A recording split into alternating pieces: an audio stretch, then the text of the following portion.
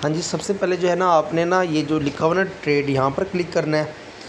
Trade पर click करेंगे, trade पर क्लिक करने के बाद ना आपके सामने ना ये ओपन हो जाएगा, ठीक है। जिस तरह हैमस्टर ओपन हो गया, बाय एंड सेल जो है ना ऑप्शन यहाँ पे नज़र आ रहा है आपको। चूँकि हमने सेल करने हैं, हम यहाँ पे सेल पे क्लिक करेंगे, ठीक है। यहाँ पर हमने ना सेकंड नंबर पर ये जो है इस लिमिट ऑर्डर को मार्केट ऑर्डर करना है, ठीक है। उसके बाद जो है ना हमने इधर आना है, ये जो नज़र आ रहा है ना ऊपर हैमस्टर USD नज़र आ रहा है, इस पर क्लिक करेंगे। इस पर क्लिक करने के बाद ना यहाँ पे हमने सर्च करना है एक्स, हम सिर्फ एक्स लिखेंगे, वो सामने ना एक्स एम्पायर आ जाएगा, ठीक है। ये देखिए आपके सामने ना ये शो हो रहा है, ये आ जाएगा। तो इस तरह ही आ जाएगा। उसके बाद जो है ना जब लिस्टिंग का टाइम आएगा ना आपके टोकन वगैरह यहाँ पे शुरू हो जाएंगे।